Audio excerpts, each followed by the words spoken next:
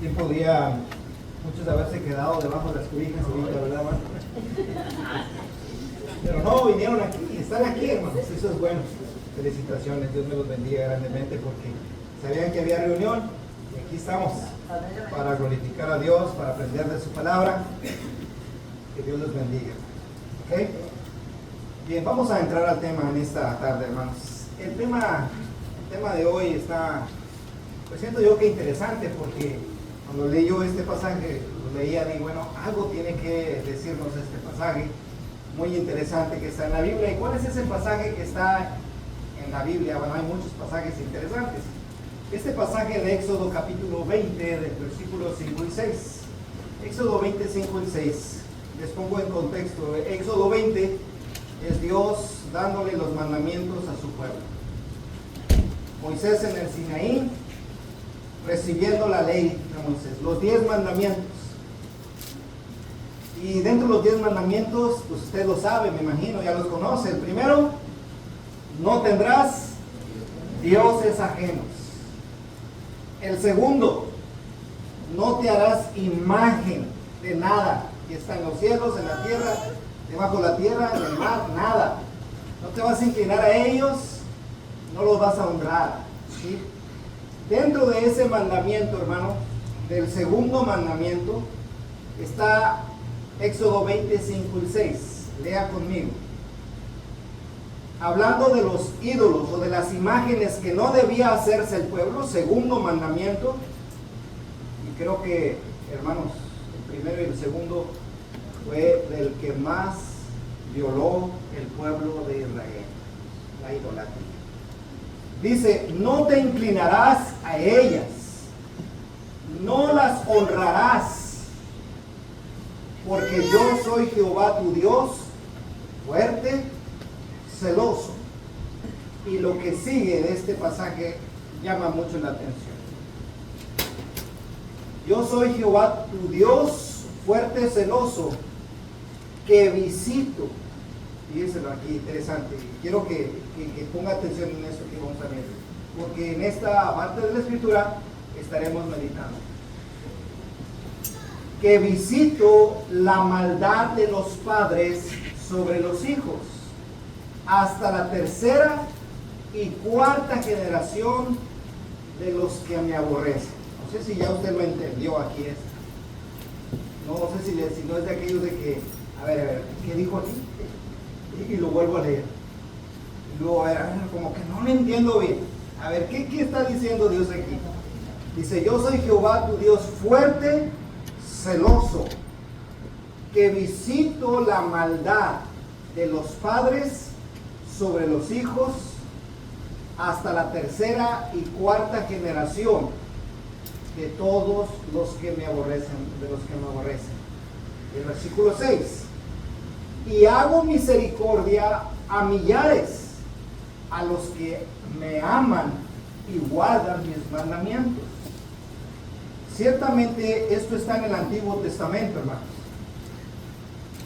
Pero esto nos deja ver, hermanos, el carácter de nuestro Dios.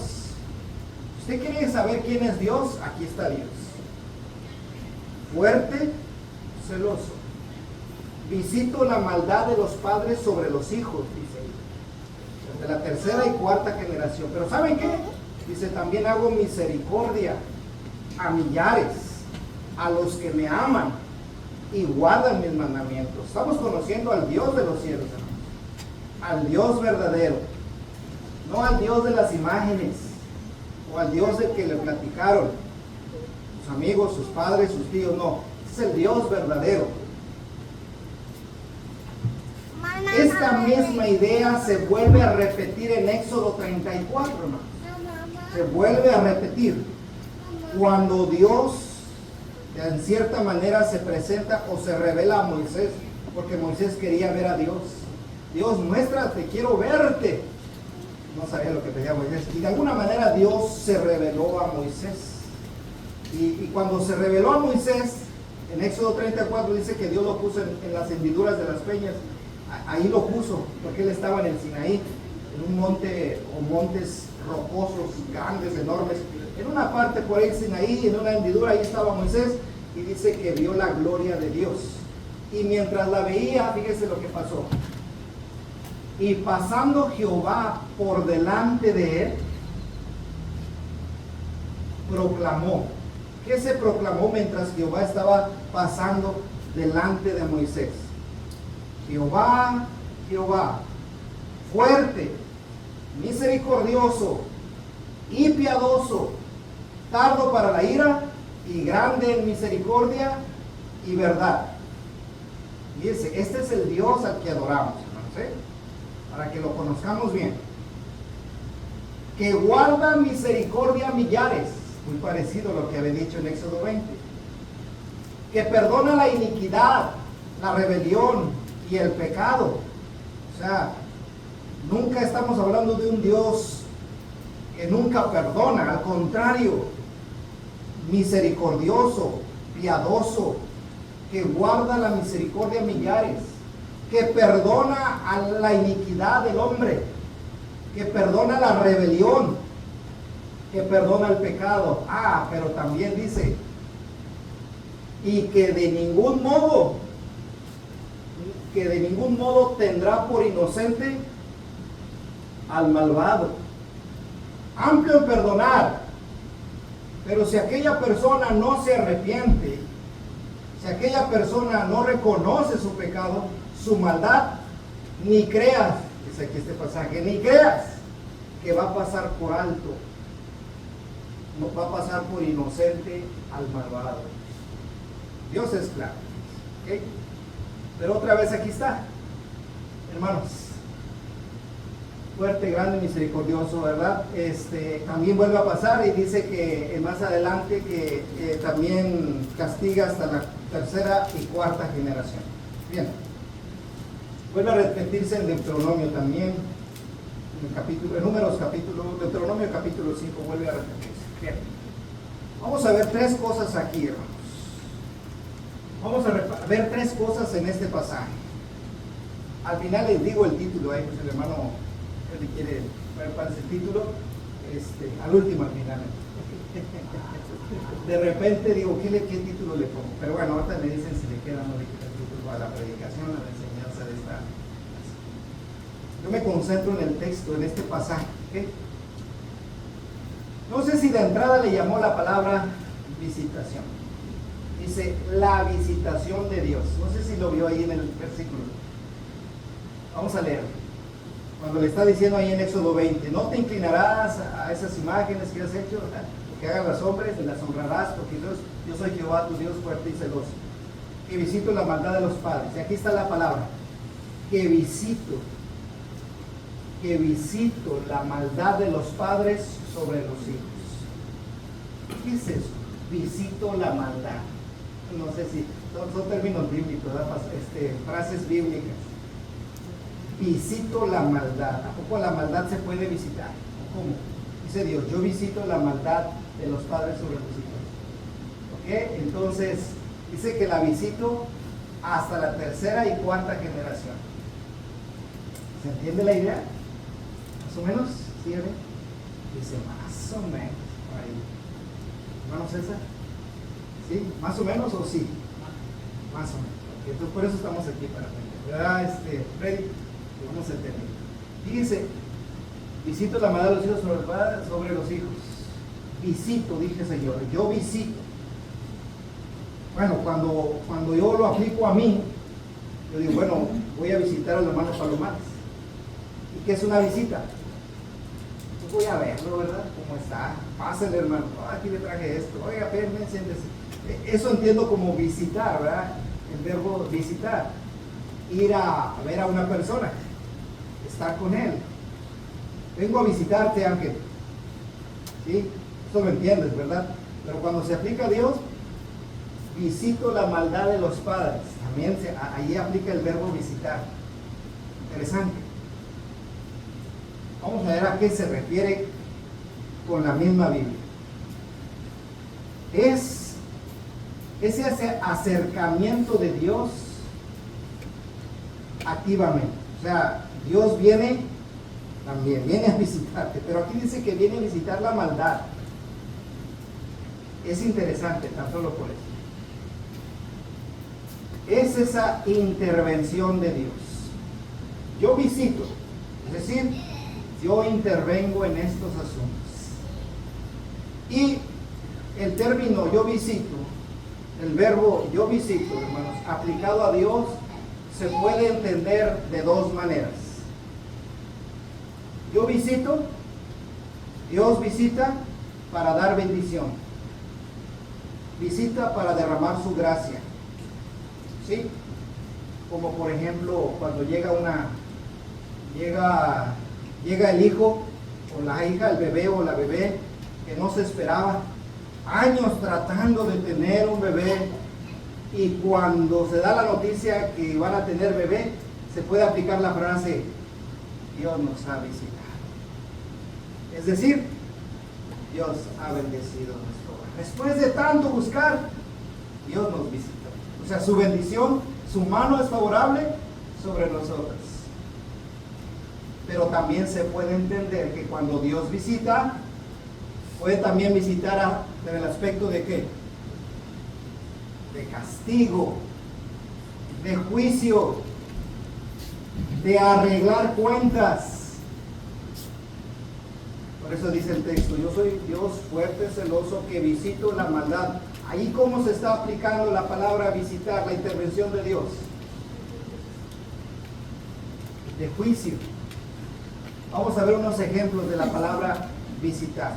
En Lucas capítulo 19, 41 al 44, hermanos, está Jesús terminando su ministerio. Jesús ha predicado, ha sanado, ha ayudado a las personas, se ha manifestado ante ellos con misericordia, con gracia, con bondad. Jesús ante el pueblo de manera positiva. Pero, ¿qué cree que hizo Israel? ¿Qué cree que hizo Judá? No entendió, hermanos. Por eso cuando va caminando ya para ir a morir, porque él muere en la ciudad de Jerusalén o afuera de la ciudad de Jerusalén, a las orillas, en la periferia, dice que cuando llegó cerca de la ciudad, cuando vio la ciudad, dice que lloró sobre ella.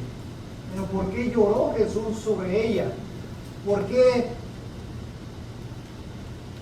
derramó lágrimas e hizo llanto al ver la ciudad, hermanos? Y ahí dice por qué.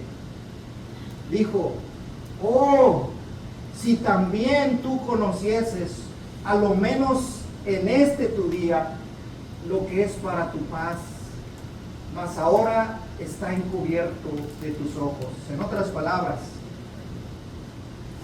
Jerusalén, judíos, si tan solo poquito ustedes se hubieran dado cuenta lo que fuera para su paz, lo que fuera para su bendición, lo que fuera para bien de ustedes, pero más bien tienen los ojos cerrados.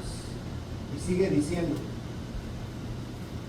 porque vendrían días sobre ti cuando tus enemigos te rodearán, porque vendrán días sobre ti cuando tus enemigos te rodearán con vallado, con cerca, y te van a sitiar, te van a rodear por todas partes y te van a estrechar, te estrecharán y te derribarán a tierra y van a derribar a tus hijos dentro de ti y no van a dejar piedra sobre piedra. ¿Y sabes por qué, Jerusalén? ¿Y sabes por qué, pueblo judío? ¿Por qué? Por cuanto no conociste el tiempo de tu... ¿Quién vino a visitarlos, hermanos? Dios se hizo carne y habitó entre ellos, dijo Juan, y vimos su gloria, gloria como la del unigénito Hijo de Dios. ¿Y saben qué hizo el pueblo judíos? Y no se dieron cuenta el tiempo de su visitación. Dios entre ellos, ¿no significa eso Emmanuel? ¿Emmanuel qué significa? Dios con nosotros. Ellos no vieron, hermanos, y por eso Jesús llora. Por eso Jesús se lamenta, porque el pueblo no vio no se dio cuenta que Dios estaba entre ellos. No conociste el tiempo de tu visitación. Por tanto, dice, que serás derribado a tierra, tú y tus hijos. No quedará piedra sobre piedra. Vendrán enemigos y te van a rodear. O sea, se te visitó de una manera de gracia y bendición, pero ahora vas a ser visitado de juicio y de castigo. ¿Ok? ¿Entendemos? Otro pasaje, Hechos 15:14. Simón ha contado cómo Dios visitó por primera vez a los gentiles. La frase, Dios visitó por primera vez a los gentiles. ¿En qué sentido Dios visitó a los gentiles? En proporcionarles a los gentiles salvación y vida eterna. Primero de Pedro 2:12, es interesante esto. ¿Qué tenemos que hacer los cristianos? Mantengan su buena manera de vivir entre la gente que no conoce a Dios, los gentiles, para que en lo que murmuran de ustedes como de malhechores, glorifiquen a Dios en el día de la visitación al considerar nuestras buenas obras. ¿Cuál será ese día de la visitación, hermanos? ¿Cuál será ese día? Ustedes manténganse firmes, su conducta buena delante de la gente, aunque murmuren, manténganse haciendo buenas obras, para que cuando venga el día de la visitación, esas personas que los criticaban, se burlaban, murmuraban, hermanos, en ese día ellos vean sus buenas obras. Bueno, sencillo, cuando Dios los visite a ellos, de una manera o de otra. Cuando Dios visite a esa gente que murmura, que ataca a los cristianos, se van a dar cuenta. De dos maneras, porque cuando Dios los visita en sus vidas, las consecuencias de sus acciones, oye, si me hubiera portado como fulano, no estuviera aquí. O de buena manera, diciendo, oye, hasta que entendí cuál es el buen camino. O también se puede referir al día del juicio final, cuando el Señor compense a los justos, a los buenos, a los que son sus hijos, y cuando Él vea cuál va a ser el resultado de los que no obedecen. Puede aplicarse a varias cosas. Entonces, la visitación, hermanos, la entendemos entonces cuando dice, yo visito la maldad de los padres. Primero entendemos la palabra visitación. Y termino este punto. Si el Señor viene a visitarte, si el Señor viene a visitarte a tu vida o a tu hogar hoy, ¿de qué manera lo hace? ¿Para bendición? Interesante, ¿verdad? Interesante eso. Vamos al punto 2. Por eso digo que este texto, cuando yo lo vi, dije, este está interesante para presentar sobre la iglesia. Vamos a ver, fíjese, la frase que dice, yo visito la maldad de los padres sobre los hijos. ¿Entendemos el concepto? ¿La idea? Fíjese, ¿qué dice Éxodo 25 y 6?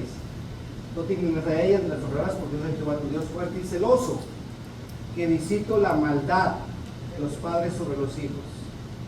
Y visito esa maldad hasta la tercera y cuarta generación. ¿Ok? ¿Qué le da a pensar esta idea? ¿Qué da a pensar? ¿Cómo puede Dios visitar la maldad de los padres sobre los hijos? En otras palabras, si ya entendimos la palabra visitar, quiere decir que Dios va a ¿qué? A castigar, a poner en juicio, ¿verdad?, a los hijos por la maldad de los padres. En otras palabras, ¿qué es la hermana Valeria? Vivió su vida lejos de Dios. Por eso es que se puede entender, ¿verdad? Y luego vienen sus hijos. Ahora te voy a, le dice a, ¿cómo se llama su hijo? Pedro, ¿cómo se llama? Jorge. José. José, ven para acá. Porque tu mamá, y dicen los muchachos de allá afuera, tu jefecita, se portó así, así, así, así, así, y ahora viene este castigo sobre ti. se ponga a pensar, ¿a poco sí, hermano? Visito la maldad de los padres sobre los hijos. Ay, pero como que eso no está bien, ¿no? Porque el hijo, ¿qué culpa tiene? ¿O no creen ustedes eso? Se puede entender así. Dios castiga a los hijos por culpa de sus padres. ¿Es verdad o es mentira?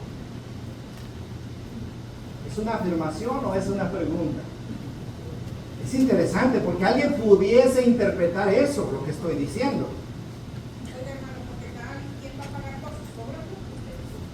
No, yo no digo.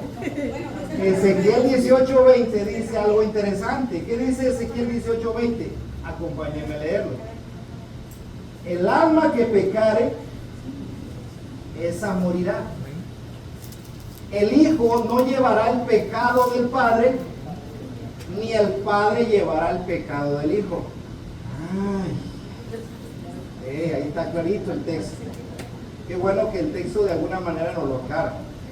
En Ezequiel 18:20. Ay, aquí de pasadita. Yo no sé por qué andan disque bautizando a los niños por el pecado original. No sé si han oído eso, del pecado de no sé quién. Oye, pues si es un bebé, déjalo. Es más, ni le preguntaron para que ustedes pecaran. ¿Qué culpa tiene la criatura? Dice quién. Entonces aquí dice, el alma que pecare, esa morirá. El hijo no llevará el pecado del padre, ni el padre llevará el pecado del hijo. Y luego sigue ese texto diciendo, la justicia del justo será sobre él. O sea, también, si tu papá fue muy bueno, pues él va a ser recompensado, el hijo tiene que ser esa parte. La justicia del justo va a venir sobre él, pero también la impiedad del impío será sobre él. ¿Ok? Entonces la pregunta, hermano Mingo, ¿hay una contradicción? Yo soy un Dios fuerte y celoso que visito la maldad de los padres sobre los hijos hasta la tercera y cuarta generación. ¿Hay contradicción por lo que dice la Biblia? Pues la respuesta es no, la lógica no. Entonces, ¿cuál es la explicación, hermanos? ¿Cuál es la explicación? El pecado de una generación puede dejar efectos. Fíjense, el pecado de una generación puede dejar efectos espirituales, efectos morales, sociales en la siguiente generación. ¿Sí? No se hereda la culpa, pero ¿qué tal se heredan las mañas, costumbres, la forma de ser? El pecado no queda en lo privado. El pecado, hay algo que tiene que saber la humanidad, usted y yo y todos. El pecado no es nomás de yo lo hice ya, igual lo tuve, no. Si mis hijos ven que yo peco, si mis hijos ven que yo soy rebelde, que yo no hago lo correcto, va a afectar, hermano, va a afectar mi hogar, va a afectar la educación de ellos, hábitos, etcétera, etcétera, etcétera. ¿Tiene usted a un padre alcohólico? Lo lógico es que el hijo también salga alcohólico. ¿Ha visto alguna vez eso? Que se repita. Fumador hasta más no poder. Conozco a alguien muy cercano aquí, alguna vez vino. Fumador de años, dice, compraba las cajetillas, hermano, y compraba el paquete y las ponía ahí. Un día me estaba ahogando, decía, me dio un coraje, dice, que fui y agarré y las tiré así, un coraje porque se estaba ahogando desde fumar. Pero no por romper esas cajetillas de cigarro, dejó que su hijo siguiera el hábito. Él dejó el hábito, pero ¿qué cree el hijo hasta el día de hoy?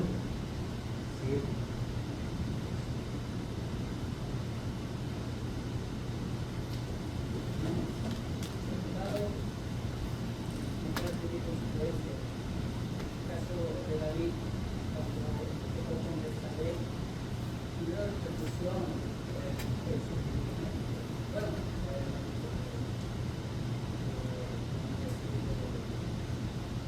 fe porque ya tenía hijos otra vez. Y luego escondió las manos.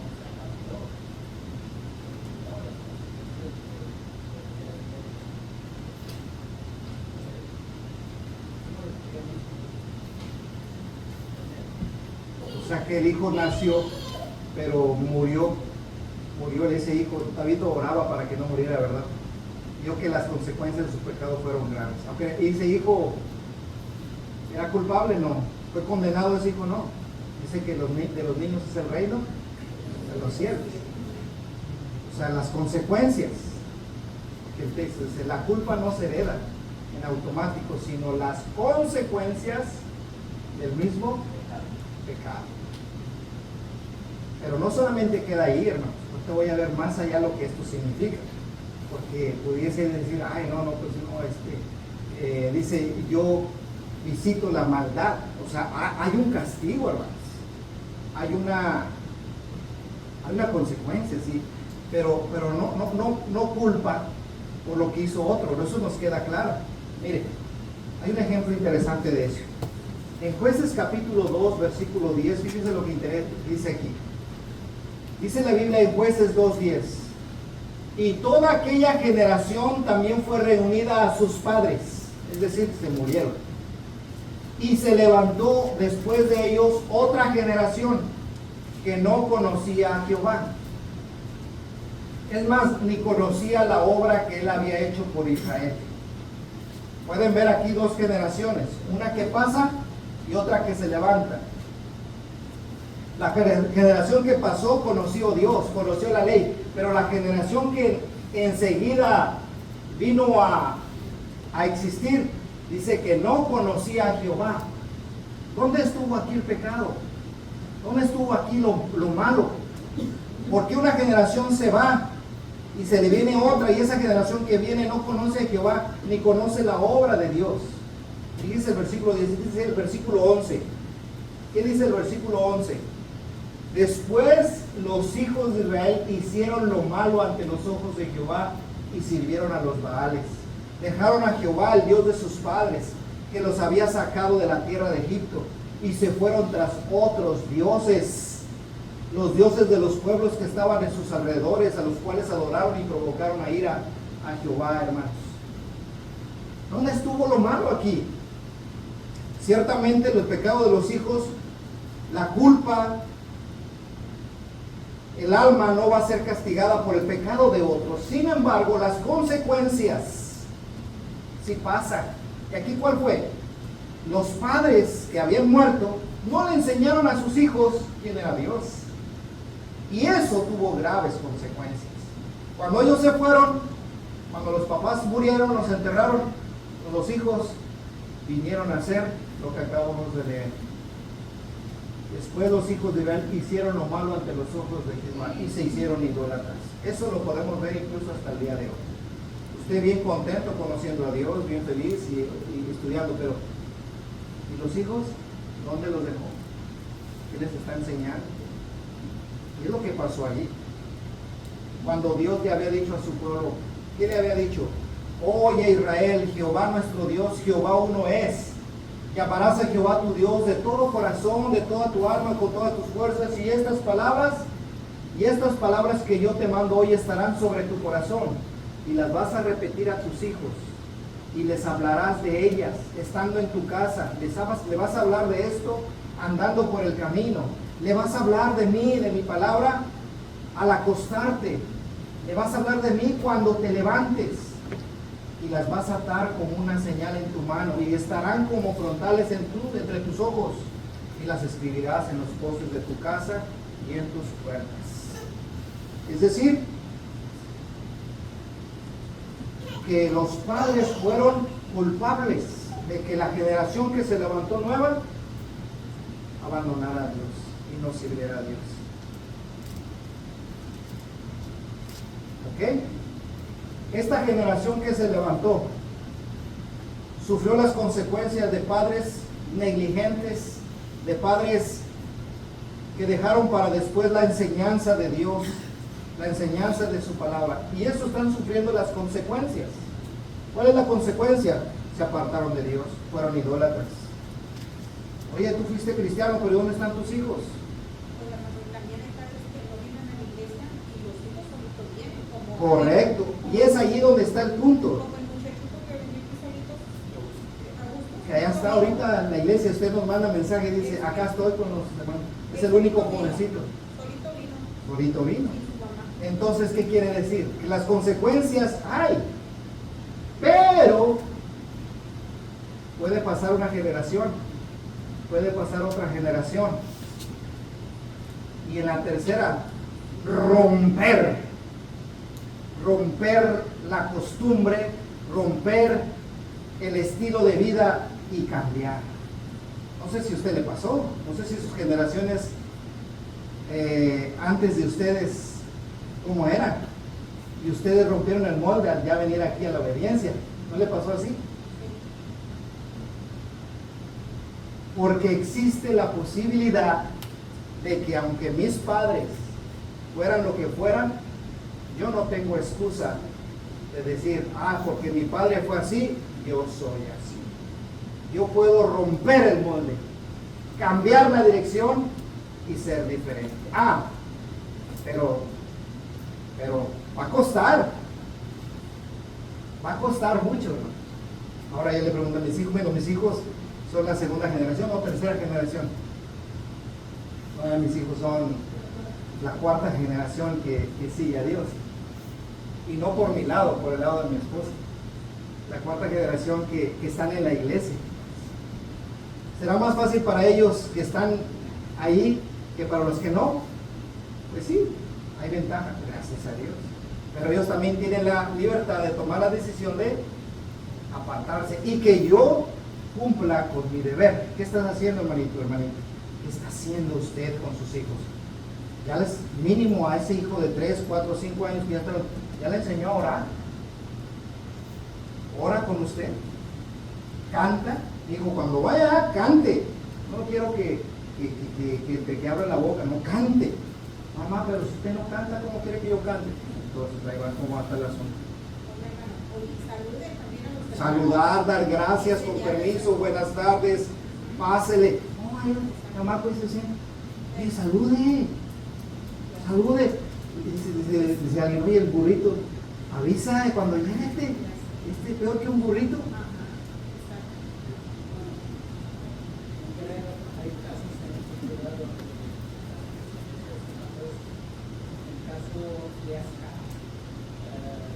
Eso, aquí ese ejemplo está tremendo, el de acá.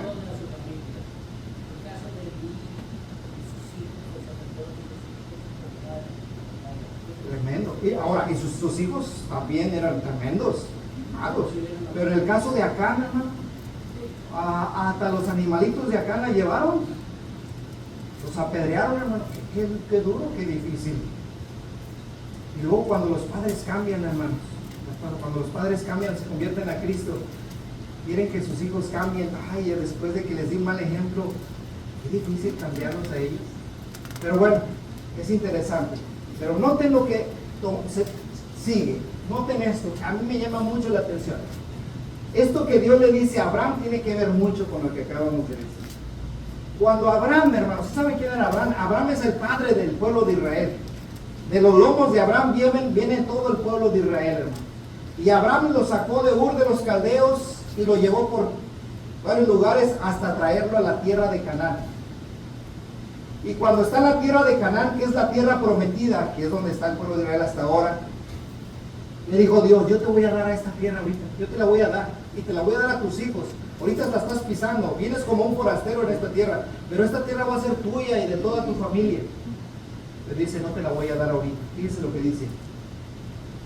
Una promesa que se iba a cumplir en la cuarta generación. Vamos a leer. Entonces Jehová dijo a Abraham, ten por cierto que tu descendencia morará en tierra ajena y será esclava allí y será oprimida 400 años. ¿Qué le estaba diciendo Dios a Abraham? Van a ir a Egipto y van a ser esclavos durante 400 años. Más también a la nación a la cual sirvieran juzgaré yo. Después de esto saldrán con gran riqueza. yo me voy a encargar de los judíos, de los egipcios, y ustedes cuando salgan de Egipto van a salir cargados de oro. ¿Pasó o no pasó? Sí pasó. Versículo 15. Y tú vendrás a tus padres en paz y serás sepultado en buena vejez. Te va a ir bien en la vida, Abraham. Y en la cuarta generación van a regresar acá, esos que estaban esclavos allá, van a regresar acá en la cuarta generación, porque aún no ha llegado a su polvo la maldad del amorreo hasta aquí. Y algo interesante aquí me quedo pensando, hermanos. ¿Quién vivía en la tierra en ese momento cuando estaba Abraham ahí? ¿Quién eran los que vivían? Los amorreos, los heteos, jerjeseos, jebuseos, todo lo que terminan en. Y toda esa gente, hermanos, iba a ser expulsada, iba a ser enjuiciada por Dios. Pero me llama la atención, todavía no, Abraham, porque estos que viven aquí todavía no ha llegado, ¿qué? A su colmo la maldad. Todavía no es tiempo, todavía es la primera generación, segunda, tercera. En la cuarta generación yo los voy a juzgar a ellos. En esta cuarta generación los voy a arrasar, los voy a sacar de aquí. Todavía la maldad no ha avanzado. Quiere decir, hermanos, que la maldad de los hijos puede pasar a la primera, puede pasar a la segunda maldad, puede pasar a la tercera maldad, a la cuarta maldad, a la cuarta generación la maldad. Pero lo que yo veo aquí, hermanos, es que de ahí no más. Dios llama a cuentas a la persona. Y esa cuarta generación tiene que ver con el número 4. Yo no lo sé, hermanos, yo no lo sé, pero nada más de pasadita.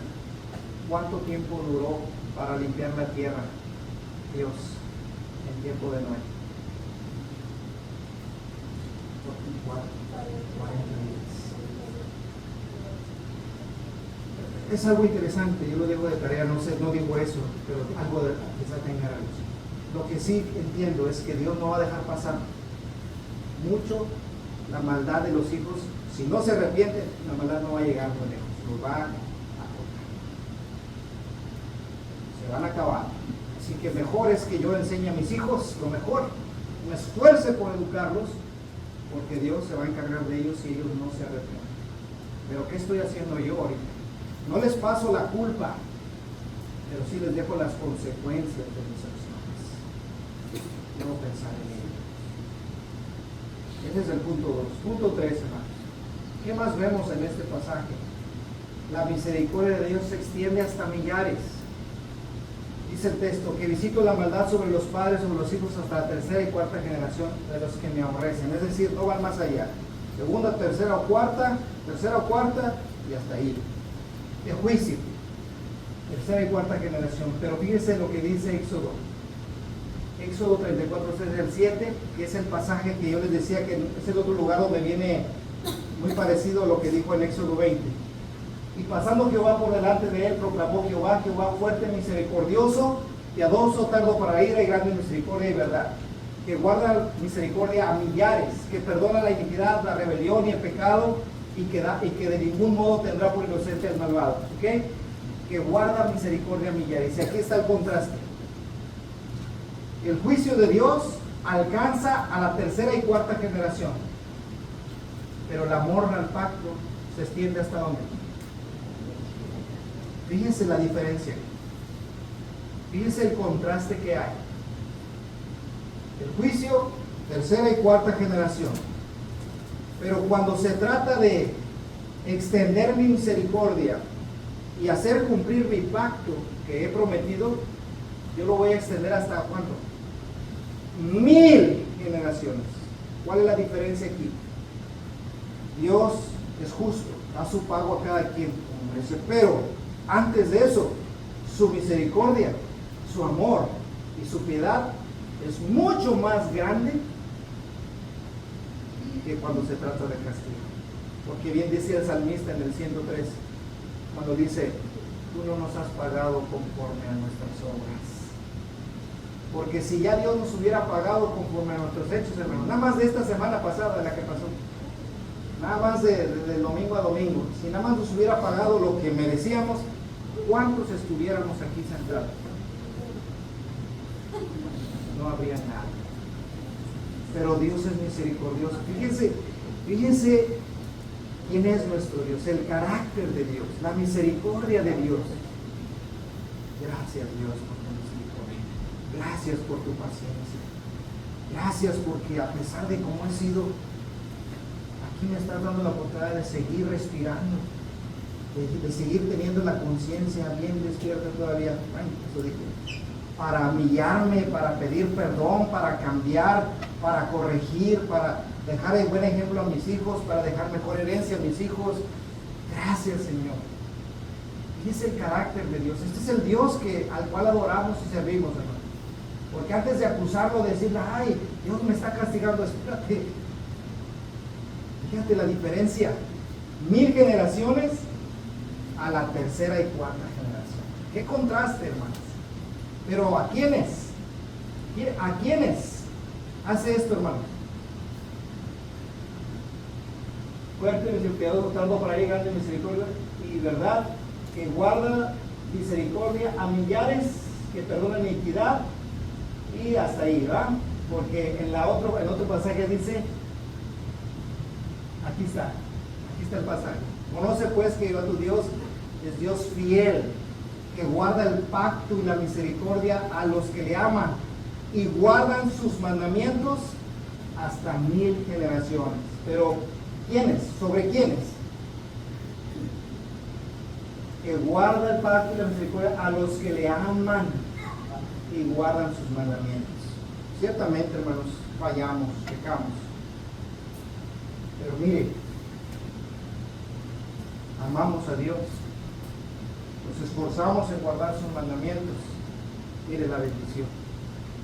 Por eso podría yo decir aquí, cabe bien decir, a lo mejor un título que le quedaría a esta predicación sería, ¿qué le deja una generación a otra generación? ¿Qué es lo que le está dejando esta generación a la generación anterior? Fíjese cómo es Dios hasta el día de hoy. El Señor no retarda su promesa, como algunos, según algunos la tienen por tardanza, sino que es paciente para con nosotros, no queriendo que ninguno perezca, sino que todos procedan al arrepentimiento.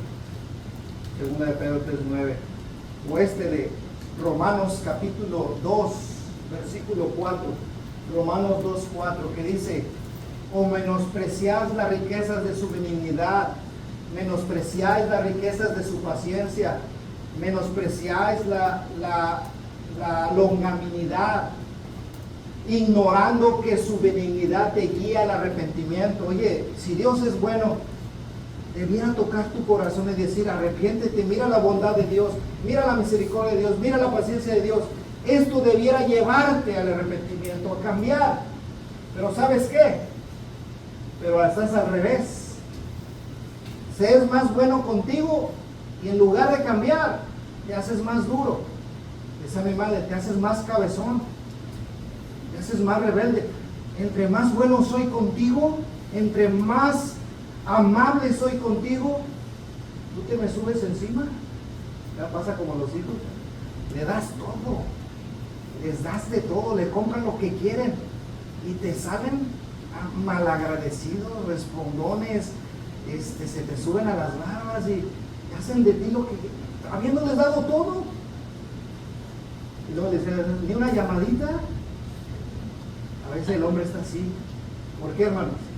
Porque menosprecian la benignidad, menosprecian la paciencia, la longanimidad, no sabiendo que eso de Dios te va a llevar al arrepentimiento.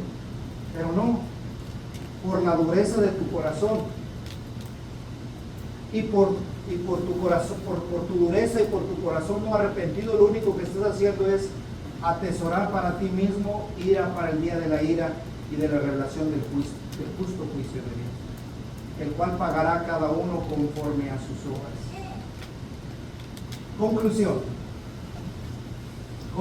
número 1. rompamos ciclos de idolatría moderna, porque de eso está hablando. No te inclines a ellas, no las honres.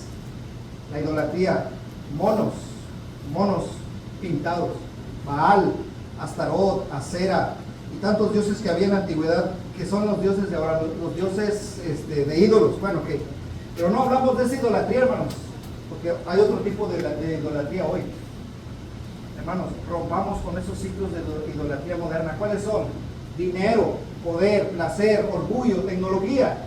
Y digo tecnología porque los celulares, las tabletas vienen a ser ahora el todo para el hombre.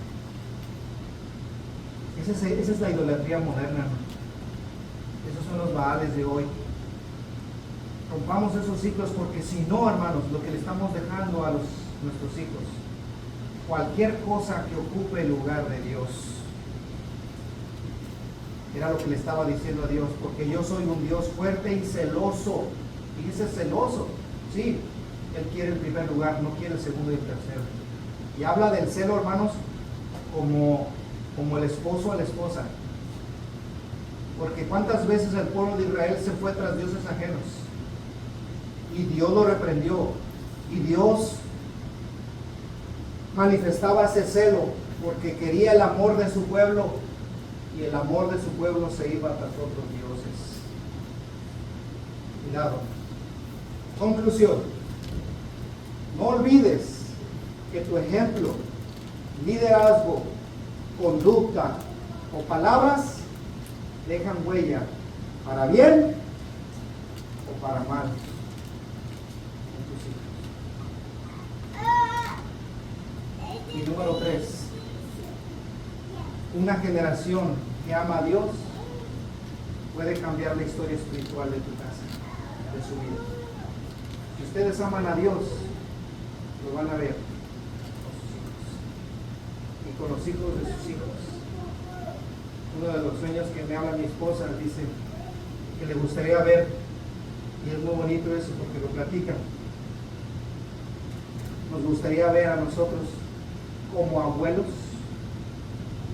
ver a nuestros nietos dirigiendo la mesa del Señor o dirigiendo un canto. Yo creo que eso es una bendición que tendríamos muy grande. Ver a nuestros hijos y a los hijos de nuestros hijos sirviendo a Dios. Pero para eso yo tengo que empezar ahorita. Yo desde ahorita tengo que empezar. Sería una gran bendición ver a mis nietos predicando, dirigiendo la mesa, cantando. ¿Se figura usted así? Ojalá que sí. Porque la obediencia abre camino a la bendición duradera. La obediencia. Dios les bendiga.